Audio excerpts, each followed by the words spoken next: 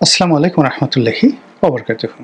সম্মানিত দর্শক, আজকের ভিডিওর প্রসঙ্গটি মূলত ভারত এবং আমেরিকার সম্পর্ক নিয়ে, যদিও এই সম্পর্কটি আলটিমেটলি বাংলাদেশ ভারত সম্পর্ক এবং বাংলাদেশের অভ্যন্তরীণ রাজনীতিতে আমেরিকার যে কর্তৃত্ব এবং ভারতের কর্তৃত্ব এই দিকে টার্ন নেবে। আপনারা জানেন যে ডোনাল্ড ট্রাম্প ক্ষমতা আসার পর ভারত একটা ভাইব তৈরি হয়েছিল যে ডোনাল্ড ট্রাম্প মূলত নরেন্দ্র মোদীর সঙ্গে যুক্তভাবে এশিয়া পরিচালনা করবেন এবং তাদের দুজনের মধ্যে যে দীর্ঘকালীন বন্ধুত্ব ছিল। এবং ডোনাল্ড ট্রাম্পের প্রাক নির্বাচনী বাজেটে নরেন্দ্র মোদী এবং তার যারা সোর্সেস রয়েছেন, আদানি এবং আম্বানি, তারা সর্বোচ্চ বিনিয়োগ করেছেন। যেভাবে টেসলার ইলন মাস্ক এই নির্বাচনে বিপুল অর্থ ব্যয় করেছিলেন, একইভাবে নরেন্দ্র মোদীও তার ভারতীয় সোর্স যারা কিন্তু বিপুল অর্থ ব্যয় করেছিলেন। কিন্তু তিনি যখন প্রেসিডেন্ট হিসেবে শপথ লাভ করলেন, তখন নরেন্দ্র মোদী বড় আশা নিয়ে সেখানে গেলেন। অন্য সময় তাদের মধ্যে যে ধরনের বন্ধুত্ব ছিল, পারস্পরিক উষ্ণতা ছিল, সৌহার্দ্য ছিল, এই সময়টাতে দ্বিতীয়বার তিনি প্রেসিডেন্ট হয়ে তিনি হঠাৎ করে তার পুরনো বন্ধু নরেন্দ্র মোদীকে ভুলে গেলেন। এবং সেখানে বাংলাদেশ প্রসঙ্গ নিয়ে আলোচনা হলো, অন্যান্য বিষয় নিয়ে আলোচনা হলো, এবং এমন কিছু ঘটনা ঘটল যা কিনা মূলত নরেন্দ্র মোদীকে রীতিমতো বিব্রত করে তুলল। বিশেষ করে বাংলাদেশের ব্যাপারে যখন প্রশ্ন করা হলো মিস্টার ডোনাল্ড ট্রাম্পকে, তিনি তখন বললেন যে আমার চেয়ে নরেন্দ্র মোদী বাংলাদেশের ব্যাপার বেশি ভালো জানেন। তো এই যে তার এই বক্তব্যে নরেন্দ্র মোদীর একেবারে মুখ কালো হয়ে গেল। যাই হোক, নরেন্দ্র মোদী আসলেন, আসার পর একটার পর একটা বিপর্যয়, মার্কিন যে নীতি এবং সেই নীতির কারণে আন্তর্জাতিক অঙ্গনে ভারত বিপদে পড়ল। এরপরে নাটকীয়ভাবে ভারত এবং পাকিস্তান যুদ্ধ শুরু হয়ে গেল এবং সেই যুদ্ধের ফলে ভারতকে বলতে গেলে নাকে খত দিয়ে সেই ডোনাল্ড ট্রাম্পের দ্বারস্থ হতে হলো। এবং সেই ডোনাল্ড ট্রাম্প দ্বারস্থ হওয়ার পরে তিনি পাকিস্তানকে বলে সেই যুদ্ধ বন্ধ করালেন এবং এই সময়ের মধ্যে ভারতের যা ক্ষতি হবার তা কিন্তু হয়ে গেছে। বিশেষ করে আকাশ যুদ্ধে পাকিস্তান যে নৈপুণ্য দেখিয়েছে এবং পাকিস্তানের যে ফাইটার প্লেনগুলো, চীনের তৈরি যে ফাইটার প্লেনগুলো, সেগুলোর যে অসাধারণ নৈপুণ্য, এবং সেই নৈপুণ্যের কারণে চীনের এই যুদ্ধ বিমানগুলোর আন্তর্জাতিক স্বীকৃতি এবং এই যুদ্ধ বিমানগুলোর দাম, বিভিন্ন দেশের এই যুদ্ধ বিমান কেনার যে আগ্রহ, এর প্রেক্ষিতে আমেরিকার ইকোনমিতে ধাক্কা পড়ে গেল। আমেরিকার যে এফ মডেলের যে যুদ্ধ বিমানগুলো, F-35 যে যুদ্ধ বিমানগুলো, এক একটা দাম এখন প্রায় $1 বিলিয়ন, 10,000 কোটি টাকার মতো। তো এইগুলোরও দাম কমে গেল। ফ্রান্সের যে যুদ্ধ বিমানগুলো, সেগুলোর দাম কমে গেল। তো এই যুদ্ধটা আসলে থামানো ডোনাল্ড ট্রাম্পের জন্য খুব বেশি দরকার ছিল তাদের নিজেদের স্বার্থে, আর ভারতের জন্য তো রীতিমতো মারাত্মক। কিন্তু এই যুদ্ধের দুতিয়ালি করতে গিয়ে ডোনাল্ড ট্রাম্প নিজেকে এতটা সুপারম্যান ভাবলেন এবং পাকিস্তানের সেনাপ্রধানকে তিনি এতটা গুরুত্ব দিলেন এবং নরেন্দ্র মোদীকে এতটা অবদমিত করে ফেললেন, যেটা ভারতের রীতিমতো কান্নার রোল পড়ে গেল। এরই মধ্যে বাংলাদেশে পতন হলো, শেখ হাসিনার পতন হলো, ভারতে আশ্রয় নিল, বাংলাদেশের ডিপ স্টেট পলিসি, এটা ওপেন সিক্রেট হলো, ডক্টর মোহাম্মদ ইউনূস ক্ষমতায় এলেন এবং যা কিছু গত 1 বছর ধরে ঘটছে, প্রায় সব কিছুই মানে নরেন্দ্র মোদীকে একটার পর একটা আঘাত দিয়ে গেছে অভ্যন্তরীণ রাজনীতিতে এবং আন্তর্জাতিক রাজনীতিতে। এবং সর্বশেষ ডোনাল্ড ট্রাম্পের যে শুল্ক নীতি, সেই শুল্ক নীতিতে ভারতের উপর যে নতুন করে শুল্ক আরোপ করা হয়েছে, এটা রীতিমতো নরেন্দ্র মোদীর গালের উপর একটা চপেটাঘাত। তারপরেও তিনি সেটা হয়তো সামাল দিতে পারতেন, কিন্তু দ্বিতীয় দফা যেটি করা হয়েছে সেটা হলো, তাকে বলা হলো যে রাশিয়া থেকে যদি তিনি তেল কেনা বন্ধ না করেন, তাহলে তাকে এই যে নতুন যে শুল্ক নীতি করা হয়েছে, সেই শুল্ক নীতির উপর আরও অতিরিক্ত সাপ্লিমেন্টারি 50% ট্যাক্স নতুন করে নির্ধারণ করা হবে। এখন এটা ভারতের বাঁচা মরার প্রশ্ন। তেলের উপরে, মানে রাশিয়ান তেলের উপর তার যে ইকোনমিটা গড়ে উঠেছে, সাপ্লাই অ্যান্ড চেইন গড়ে উঠেছে, এটা ভারতের কোনো অবস্থাতেই বন্ধ করা সম্ভব নয়। এমনকি আমেরিকার সঙ্গে যদি যুদ্ধ করতে হয় তবুও তারা করবে, কিন্তু কোনো অবস্থাতেই এই রাশিয়ার তেল কেনাটা তার পক্ষে এই মুহূর্তে বন্ধ করা সম্ভব নয়। যাই হোক, যেটা বলা হচ্ছে রাশিয়া থেকে ভারত তেল কিনছে, আবার রাশিয়া সেই ইরান থেকে তেল নিচ্ছে, সেই তেল আবার মানে ভারতের মাধ্যমে বিক্রি করছে। এরকম নানা রকম যে অভিযোগগুলো আমেরিকা করে আসছিল, সেটা নিয়ে আমেরিকা একেবারে খুব স্ট্রেট ওয়েতে গিয়ে ভারতের বিপক্ষে অবস্থান করলো এবং রাশিয়ার থেকে তেল না কেনার জন্য ভারতের উপর অতিরিক্ত শুল্ক দেওয়া হলো। এই প্রথম ভারত আমেরিকার বিরুদ্ধে রুখে দাঁড়ালো এবং আন্তর্জাতিক দুনিয়াতে এই প্রথমও ভারত একটা রিমার্কেবল কিছু করে দেখালো। সে আমেরিকাকে রীতিমতো চ্যালেঞ্জ জানালো। আমেরিকার শুল্ক নিয়ে সে কোনো কথাবার্তা বলল না, উল্টো অনেকগুলো মার্কিন পণ্যতে তারা কাউন্টার শুল্ক আরোপ করলো।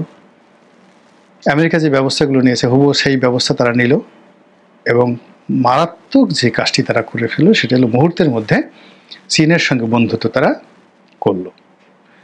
চীনে যে সাংহাই সম্মেলন হলো, সেই সাংহাই সম্মেলনে নরেন্দ্র মোদী গেলেন, তারপরে রাশিয়ার প্রেসিডেন্ট গেলেন, চীনের প্রেসিডেন্ট শি ছিলেন এবং পাকিস্তানের প্রধানমন্ত্রী শাহবাজ শরীফ তিনিও ছিলেন। তো পুরো এই সম্মেলনে একেবারে আলোচনার কেন্দ্রে ছিলেন মিস্টার নরেন্দ্র মোদী। তাকে সম্মানিত করার জন্য চীনা সরকারের কোনো রকম কার্পণ্য ছিল না। সর্বোচ্চ প্রোটোকল দিয়ে নরেন্দ্র মোদীকে বরণ করে নেওয়া হয়েছে চীনে, যেটা মিস্টার ডোনাল্ড ট্রাম্পের রীতিমতো দুই গালে তীব্র চপেটাঘাত। দ্বিতীয়ত যে কাজটি করা হয়েছে সেটি হলো মিস্টার পুতিন।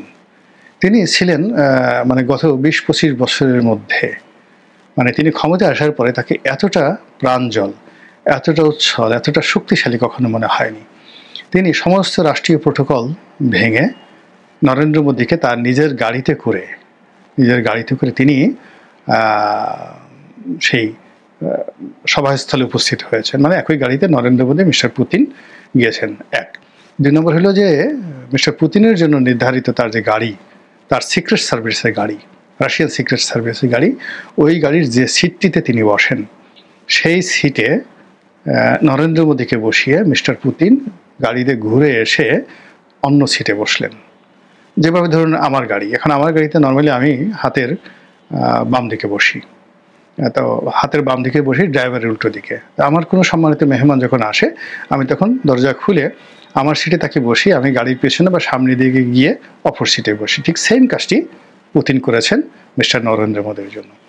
এবং তিনজনে, মানে নরেন্দ্র মোদী, মিস্টার শি এবং পুতিন, সেখানে যেভাবে খুনসুটি করেছেন, টুকু করে কথা বলেছেন, কুটু করে কথা বলেছেন, এবং তার সঙ্গে আবার উত্তর কোরিয়ার নেতা কিম তিনিও যোগ দিয়েছেন। এরপরে চীনের যে সামরিক শক্তির মহড়া, যেটা কৌশলগতভাবে নরেন্দ্র মোদী এটাতে উপস্থিত হননি, কিন্তু যে মহড়া চীন প্রদর্শন করেছে বিশ্ববাসীর নিকট, এইরকম সামরিক মহড়া দেখানোর মতো অবস্থা আমেরিকার নেই, রাশিয়ারও নেই। অসাধারণ একটি নৈপুণ্য। তাদের যে মার্চ ফাস্ট, মেয়েদের প্যারেড, তারপরে সেনাবাহিনী প্যারেড, বিমান বাহিনীর প্যারেড, কামান, ট্যাঙ্ক, মানে সব মিলে এক অনন্য, মানে চীন যে তার যে সামরিক শক্তির যে জানান দিচ্ছে বিশ্ববাসীর সামনে, এতে একেবারে মিস্টার ডোনাল্ড ট্রাম্প চুপসে গেছেন। তারপরে তিনি যে কাজটি করেছেন সেটা হলো, ডোনাল্ড ট্রাম্পের কিন্তু একটা ভালো গুণ আছে, তিনি মুহূর্তের মধ্যে 180 ডিগ্রি অ্যাঙ্গেলে উল্টে যেতে পারেন, মুহূর্তের মধ্যে চোখ উল্টে ফেলতে পারেন, যেভাবে নরেন্দ্র মোদীর সঙ্গে চোখ উল্টে ফেলেছেন। আবার মুহূর্তের মধ্যে তিনি এখন লেজ গুটিয়ে নরেন্দ্র মোদীর সঙ্গে বন্ধুত্ব করার জন্য তিনি প্রাণান্ত চেষ্টা করছেন। আমরা ইতিপূর্বে আর একটা ভিডিও করেছিলাম যেখানে খবর বের হয়েছিল যে নরেন্দ্র মোদীর সঙ্গে কথা বলার জন্য তিনি তিনবার টেলিফোন করেছেন, নরেন্দ্র মোদী ফোন ধরেনি, কথাই বলেনি। আমেরিকার প্রেসিডেন্ট, বোঝার চেষ্টা করুন, আমেরিকার প্রেসিডেন্ট ভারতের প্রধানমন্ত্রীকে ফোন করছেন 3 বার, তিনি সেই ফোন রিসিভ করেননি, কথাও বলেননি। এরপর তিনি আর ফোন না দিয়ে পাবলিক স্টেটমেন্ট দিয়েছেন যে আমি খুব শীঘ্রই আমার ভালো বন্ধু, মাই বেস্ট ফ্রেন্ড নরেন্দ্র মোদীর সঙ্গে বসবো এবং ভারতের সঙ্গে যে সমস্যাগুলো এই মুহূর্তে তৈরি হয়েছে সেগুলো আমরা নিষ্পত্তি করে ফেলব। এই যে আহ্বান, এই যে বক্তব্য, এই বক্তব্যের ফলে দিল্লিতে রীতিমতো আনন্দের বন্যা বইছে এবং এই যে অল্প কয়েকদিন গত ৩-৪ মাস ধরে নরেন্দ্র মোদী যে স্পর্শকাতর অবস্থায় ছিলেন, সেটা এখন তার জন্য শাপে বর হয়ে গেছে। তিনি একই সঙ্গে রাশিয়ার বন্ধুত্ব পেলেন, চীনের বন্ধুত্ব পেলেন এবং আমেরিকাকে বাগে আনতে পারলেন। ফলে কি হলো, এখন ওই যে যাকে বলে ১০ হাতে খেলার, তাদের মধ্যে তো দুর্গাপূজা আছে, ১০ ভুজা দুর্গাপূজা।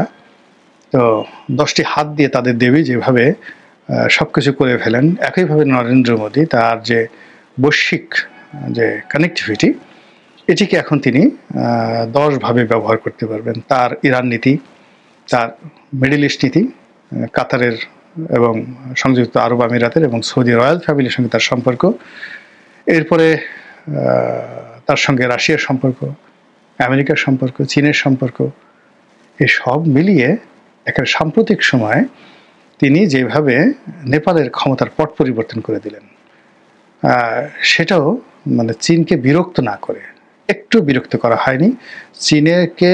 মানে এখানে টোটাল ঘটনাটা এমনভাবে ঘটানো হয়েছে, সমস্ত দায় গিয়ে আমেরিকার উপর পড়েছে, কিন্তু বেনিফিটটা টোটাল দিল্লির পকেটে চলে গেছে। তো এর ফলে কি হলো, এই নরেন্দ্র মোদী এখন যে অবস্থার মধ্যে পড়েছেন, সেখানে যদি ডোনাল্ড ট্রাম্প ভারতে আসেন, আবার তাজমহলে যান, তার বন্ধুর সঙ্গে খোলাখুলি করেন, বুঝতেই তো পারছেন বাংলাদেশের রাজনীতিতে ভারতের আধিপত্য কি হতে পারে।